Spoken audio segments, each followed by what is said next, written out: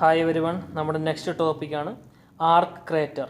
ഇപ്പോൾ ആർക്ക് ക്രേറ്റർ എന്ന് പറയുകയാണെങ്കിൽ നമ്മുടെ ആ ഒരു വെൽഡിങ് നമ്മുടെ പ്രോസസ്സ് കഴിയുമ്പോൾ നമ്മൾ ഇലക്ട്രോഡിനെ നമ്മൾ മെറ്റൽ പീസിൽ നിന്ന് നേരെ പുറകോട്ട് വലിക്കുമ്പോൾ അവിടെ ഉണ്ടാകുന്ന ഒരു ഡിപ്രഷനെയാണ് നമ്മൾ ആർക്ക് ക്രേറ്റർ എന്ന് പറയുന്നത്.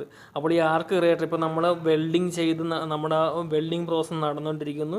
വെൽഡിങ് അവസാനിക്കുന്ന സമയത്ത് നമുക്ക് എന്തായാലും ഇലക്ട്രോഡ് ആ ഒരു മെറ്റലിൽ നിന്ന് മാറ്റണം. അങ്ങനെ മെറ്റലിൽ നിന്ന് ഇലക്ട്രോഡ് വലിച്ച് പുറകോട്ട് മാറ്റുമ്പോൾ അവിടേക്ക് നമുക്ക് ഫില്ലർ മെറ്റീരിയൽ എത്താതെ വരികയും അതുപോലെ തന്നെ നമ്മുടെ ആ ഒരു ക്യാവിറ്റി പോലെ അവിടെ ഒരു അൺഫിൽഡ് സെക്ഷനായിട്ട് അത് അവിടെ കിടക്കുകയും അങ്ങനെ അൺഫിൽഡ് സെക്ഷനായിട്ട് കിടക്കുന്ന ആ ഒരു ഡിപ്രഷനെയാണ് നമ്മൾ എന്ത് പറയുന്നത്, ആർക്ക് ക്രേറ്റർ എന്ന് പറയുന്നത്. അപ്പോൾ നമ്മുടെ വെൽഡിങ് അവസാനിക്കുന്ന സമയത്താണ് നമുക്ക് ഈ ആർക്ക് ക്രേറ്റർ ഉണ്ടാവുക. അത് നമ്മൾ പല വെൽഡിങ് ഷോപ്പിൽ ചെന്നാലും നമുക്ക് കാണാൻ പറ്റും. ഏറ്റവും ആ ഒരു വെൽഡിങ് അത് തീരുമ്പോൾ അവസാനം നമുക്ക് ആ ഒരു ഇലക്ട്രോഡ് പുറകോട്ട് മാറ്റുമ്പോൾ എന്തായാലും അവിടെ ഒരു ഗ്യാപ്പാണ് നമുക്കവിടെ ഉണ്ടാകുന്നത്. ആ ഒരു അൺഫിൽഡ് സെക്ഷനായിട്ട് നമുക്ക് തോന്നുന്ന ആ ഒരു ഡിപ്രഷനെയാണ് നമ്മളെന്ത് പറയുന്നത്, ആർക്ക് ക്രേറ്റർ എന്ന് പറയുന്നത്. ഓക്കെ, അടുത്ത വീവിങ് എന്ന് പറഞ്ഞാൽ നമ്മൾ ആ ഒരു ഇലക്ട്രോഡ് വെച്ചിട്ട് നിങ്ങൾ വർക്ക്ഷോപ്പിലൊക്കെ പോയിട്ടുണ്ടെങ്കിൽ കണ്ടിട്ടുണ്ടാവണം. അവർ വെൽഡിങ് ചെയ്യുന്നതെന്ന് പറഞ്ഞാൽ അവരുടെ കൈ ഒരു പ്രത്യേക ഒരു സൈഡ് ബൈ സൈഡ് മോഷനായിട്ടാണ് അവർ മൂവ് ചെയ്യുന്നത്. ഓക്കെ, ജസ്റ്റ് ഒന്ന് അനക്കി ഇങ്ങനെ വെച്ചുകൊണ്ടിരിക്കും. ഓക്കെ, അപ്പോൾ ആ ഒരു സൈഡ് ടു സൈഡ് മോഷൻ നമ്മൾ വെൽഡിങ് ആർക്ക് കൊടുക്കാനായിട്ട് ആ ഒരു മെറ്റീരിയൽ ട്രാൻസ്ഫർ ചെയ്യാനായിട്ടാണ് നമ്മൾ അങ്ങനെ കൊടുക്കുന്നത്. ആ ഒരു സൈഡ് ടു സൈഡ് മോഷനെയാണ് നമ്മൾ എന്ത് പറയുന്നത്, വീവിങ് എന്ന് പറയുന്നത്. അപ്പോൾ നമ്മുടെ ആ ഒരു side to side motion to the welding arc during transferring material to the joint to be welded is referred to as weaving. Okay, അപ്പോൾ നമുക്ക് ആ വീവിങ് എന്ന് പറഞ്ഞാൽ നമ്മളത് നോക്കിയാൽ അതിനറിയാം. നമ്മൾ ജസ്റ്റ് ആ ഒരു ആർക്ക് മെയിൻറ്റെയിൻ ചെയ്യാൻ വേണ്ടിയിട്ട് കൂടിയാണ് നമ്മൾ എന്ത് ചെയ്യുന്നത്, ആ വീവിങ് നമ്മളങ്ങനെ ചെയ്യുന്നത്. ഇനി അടുത്തത് ആർക്ക് വെൽഡിങ് ഇലക്ട്രോഡ്സ് ആണ്. അത് ഇമ്പോർട്ടൻ്റ് ടോപ്പിക്കാണ്, ആർക്ക് വെൽഡിങ് ഇലക്ട്രോഡ്സ്. ഓക്കെ, കാരണം നമുക്കിത് ചോദിക്കാൻ ചാൻസ് ഉള്ള ഒരു ടോപ്പിക്കാണ് ആർക്ക് വെൽഡിങ് ഇലക്ട്രോഡ്സ്. നമുക്ക് മെയിനായിട്ട് രണ്ട് രീതിയിലാണ് നമ്മുടെ ഇലക്ട്രോഡ്സിനെ നമ്മൾ ക്ലാസിഫൈ ചെയ്തിരിക്കുന്നത്. ഒന്നാമത്തെ നോൺ കൺസ്യൂമബിൾ ഇലക്ട്രോഡ്, രണ്ടാമത്തെ കൺസ്യൂമബിൾ ഇലക്ട്രോഡ്. അപ്പോൾ നമ്മളിത് നേരത്തെ ചെറുതായിട്ടൊന്ന് ഡിസ്കസ് ചെയ്തതാണ് എന്താണ് നോൺ കൺസ്യൂമബിൾ ഇലക്ട്രോഡെന്നും എന്താണ് കൺസ്യൂമബിൾ ഇലക്ട്രോഡെന്നും. ആ പേര് കേൾക്കുന്ന കൂട്ട് തന്നെ നോൺ കൺസ്യൂമബിൾ ഇലക്ട്രോഡ്സ് എന്ന് പറഞ്ഞാൽ നമ്മൾ ഈ വെൽഡിങ് പ്രോസസ്സ് നടക്കുന്നതിനോടൊപ്പം തന്നെ ആ ഒരു ഇലക്ട്രോഡ് മെൽറ്റ് ചെയ്ത് അത് തീർന്നു പോകുന്നില്ല, അല്ലെങ്കിൽ ഇലക്ട്രോഡ് കൺസ്യൂം ചെയ്ത് പോകുന്നില്ല എങ്കിൽ അങ്ങനെയുള്ള ഇലക്ട്രോഡിനെയാണ് നമ്മൾ നോൺ കൺസ്യൂമബിൾ ഇലക്ട്രോഡെന്ന് പറയുന്നത്. നമുക്ക് മൂന്ന് ടൈപ്പാണ്, നോൺ കൺസ്യൂമബിൾ ഇലക്ട്രോഡ്സ് ആണ് നമ്മൾ സാധാരണ യൂസ് ചെയ്യുന്നത്.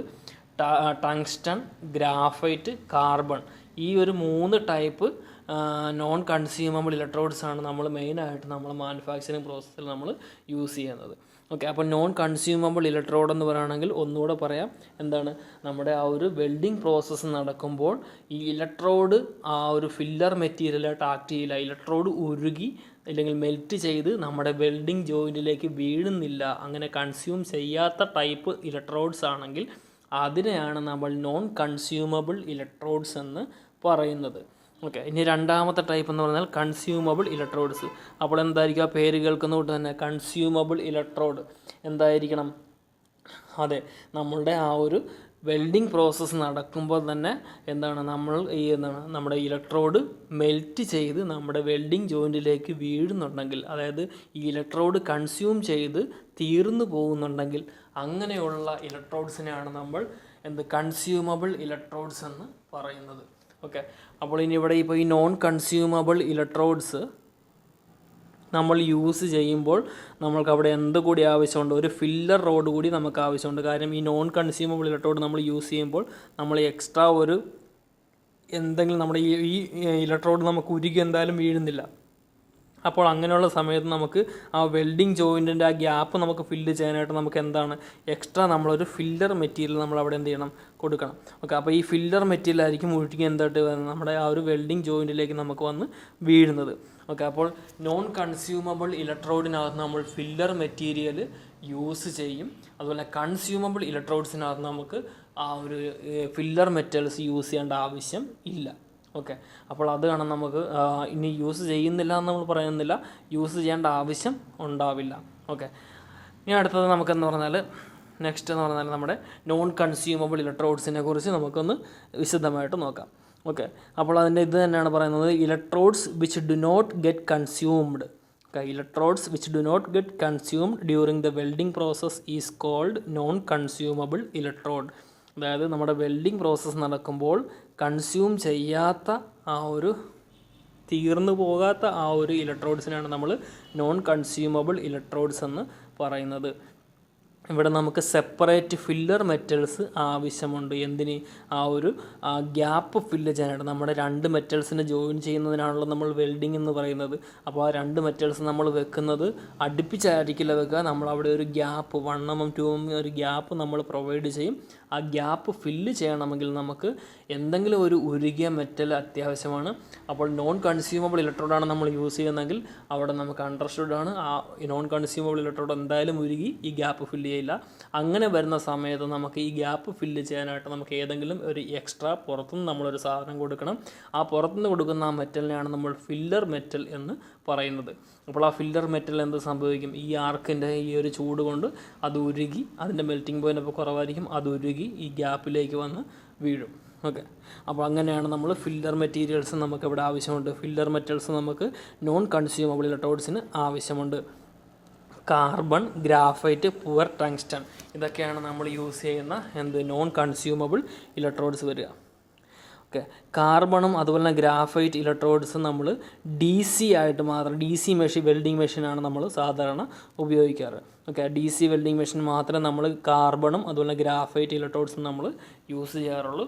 അടുത്ത ടങ്സ്റ്റൺ ഇലക്ട്രോഡ്സ് നമ്മൾ AC-ക്കും അതുപോലെ തന്നെ DC-ക്കും കോമൺ ആയിട്ട് നമുക്ക് പൊതുവായിട്ട് നമുക്ക് ഉപയോഗിക്കാൻ പറ്റും.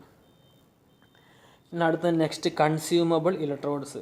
ഓക്കെ, അപ്പോൾ ഇലക്ട്രോഡ്സ് നേരത്തെ നമ്മൾ പറഞ്ഞതനുസരിച്ച് കൺസ്യൂമബിൾ ഇലക്ട്രോഡ്സ് എന്ന് പറഞ്ഞാൽ electrode which is consumed during welding operation. Okay, electrodes is consumed during welding operation, അതിനെയാണ് നമ്മൾ എന്ത് പറയുന്നത് കൺസ്യൂമബിൾ ഇലക്ട്രോഡ് എന്ന് പറയുന്നത്.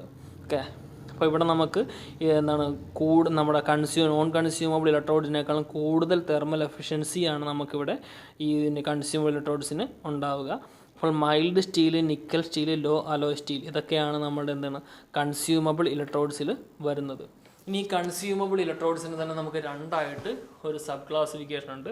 അതിൽ ഒന്നാമത്തത് ബെയർ ഇലക്ട്രോഡ്സ് എന്നും രണ്ടാമത്തത് കോട്ടഡ് ഇലക്ട്രോഡ്സ് എന്നും. ഇനി ഈ ബെയർ ഇലക്ട്രോഡ്സ് എന്ന് പറഞ്ഞാൽ അത്യാവശ്യം വലുതായിരിക്കും, അതിനൊരു ഫ്ലക്സ് കോട്ടിംഗ് ഉണ്ടാവില്ല. ഓക്കെ, അങ്ങനെ ഇലക്ട്രോഡ്സ് ആണ് ബെയർ ഇലക്ട്രോഡ്സ്. കോട്ടഡ് ഇലക്ട്രോഡ്സ് എന്ന് പറഞ്ഞാൽ അതിൻ്റെ ഒരു ഫ്ലക്സ് കോട്ടിംഗ് ഉണ്ടാവും. അപ്പോൾ അതിൻ്റെ തിക്നെസ് ഇവിടെ പറയുന്നുണ്ട്. അപ്പോൾ നമുക്ക് ബെയർ ഇലക്ട്രോഡ്സ് നോക്കാം. ബെയർ ഇലക്ട്രോഡ്സ് എന്ന് പറഞ്ഞാൽ എന്താണ്? അവിടെ കോട്ടിംഗ് ഓഫ് ഫ്ലക്സ് അവിടെ ഉണ്ടാവില്ല. ഓക്കെ, അപ്പോൾ ആർക്ക് പ്രൊഡ്യൂസ് ചെയ്യുന്നതെന്ന് പറഞ്ഞാൽ എന്താണ്? Arc produced by the bare electrode എന്ന് പറഞ്ഞാൽ എപ്പോഴും അൺസ്റ്റേബിൾ ആയിരിക്കും. കാര്യം ഇവിടെ നമുക്ക് ആ ഫ്ലക്സ് ഇല്ലാത്തതുകൊണ്ട്. ഓക്കെ, അപ്പോൾ നമുക്കിവിടെ ഇത് യൂസ് ചെയ്യുന്നതെന്ന് പറഞ്ഞാൽ സ്ട്രെങ്ത് ഒരു കൺസേൺ അല്ലാത്ത സമയത്താണ് നമ്മൾ ബെയർ ഇലക്ട്രോഡ്സ് യൂസ് ചെയ്യുന്നത്, കോട്ടിംഗ് ഇല്ലാത്ത ഇലക്ട്രോഡ്സ് യൂസ് ചെയ്യുന്നത്.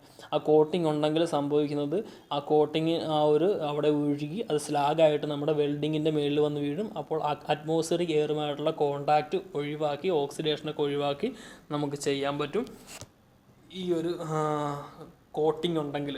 ഓക്കെ, അപ്പോൾ അതുകൊണ്ടാണ് നമ്മൾ ഇത് അൺസ്റ്റേബിൾ സ്ട്രെങ്ത് ഒരു കൺസേൺ അല്ലാത്ത സ്ഥലത്താണ് നമ്മൾ ഈ ബെയർ ഇലക്ട്രോഡ്സ് യൂസ് ചെയ്യുന്നത്. ഓക്കെ, കാര്യം ഇവിടെ കോട്ടിങ്ങോ ഫ്ലക്സ് ഇല്ല. ഫ്ലക്സ് ഉണ്ടെങ്കിൽ ഫ്ലക്സ് ഉരുകി അത് സ്ലാഗായിട്ട് നമുക്കൊരു അറ്റ്മോസ്ഫിയറിക് എയറിൽ നിന്ന് ഒരു കോണ്ടാക്റ്റ് ഒഴിവാക്കി ഒരു പ്രൊട്ടക്റ്റീവ് ഷീൽഡ് പോലെ ഈ ഒരു സ്ലാഗ് അവിടെ ആക്ട് ചെയ്യും. അപ്പോൾ ബെയർ ഇലക്ട്രോഡ് അതിനൊരു പോരായ്മ തന്നെയാണത്.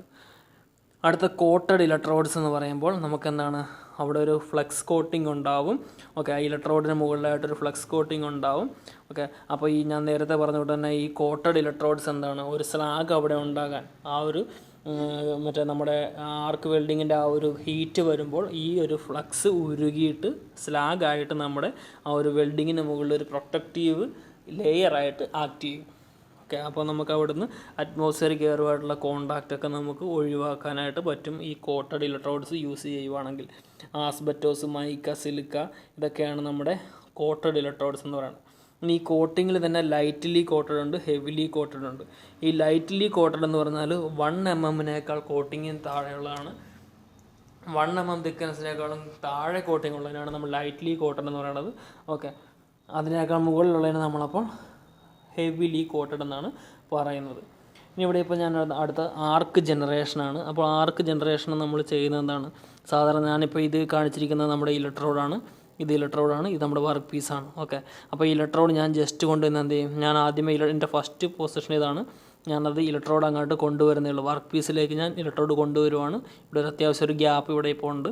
ഓക്കെ, അങ്ങനെ ഞാൻ അടുത്ത ചെയ്യാൻ പോകണമെന്ന് പറഞ്ഞാൽ ഇത് ജസ്റ്റ് ഒന്ന് ടച്ച് ചെയ്തു. ഇലക്ട്രോഡ് രണ്ടാമത്തെ പോയിന്റിലേക്ക് എത്തിയപ്പോൾ ഞാൻ എന്ത് ചെയ്തു, ആ ഇലക്ട്രോഡ് കൊണ്ട് നമ്മുടെ വർക്ക് പീസിൽ ജസ്റ്റ് ഒന്നൊരു ടച്ച് ചെയ്തു. ആ ടച്ച് ചെയ്ത ഉടനെ ഞാൻ എന്ത് ചെയ്തു, നേരെ ജസ്റ്റ് ഒന്ന് പുറകോട്ട് വലിച്ചു. ജസ്റ്റ് പുറകോട്ട് വലിച്ചൊരു 1 mm 2 mm ഗ്യാപ്പ് നമ്മളവിടെ ക്രിയേറ്റ് ചെയ്തു. അപ്പോൾ ഈ 1 mm 2 mm ഗ്യാപ്പിനകത്ത് കൂടി എന്ത് ചെയ്യും, ആ ഒരു അയണൈസ്ഡ് അപ്പോൾ അവിടെ ഉണ്ടാകുന്ന ഒരു പ്ലാസ്മ സ്റ്റേറ്റ് ആയിരിക്കും, അയണൈസ്ഡ് സ്റ്റേറ്റ് ആയിരിക്കും. ഈ അയണൈസ്ഡ് സ്റ്റേറ്റ് ഇല്ലെങ്കിൽ പ്ലാസ്മയിൽ കൂടി കറണ്ട് ഫ്ലോ ചെയ്യാൻ തുടങ്ങുമ്പോഴാണ് അവിടെ എന്തുണ്ടാകുന്നത്, ഹീറ്റ് ജനറേറ്റ് ചെയ്യുന്നത്. ഓക്കെ, അങ്ങനെ ആ ഹീറ്റ് ജനറേറ്റ് ചെയ്യുന്ന ഹീറ്റാണ് നമുക്ക് എന്തിന് യൂസ് ചെയ്യുന്നത്, നമ്മൾ ഈ ഒരു നമ്മുടെ വെൽഡിങ്ങിൻ്റെ ആ ഒരു ഫില്ലർ മെറ്റലിനെയും ഇലക്ട്രോഡിനെയൊക്കെ നമ്മൾ മെൽറ്റ് ചെയ്യാനായിട്ട് യൂസ് ചെയ്യുന്ന ആ ഹീറ്റ് നമുക്കിങ്ങനെ കിട്ടുന്നതാണ്. ഓക്കെ.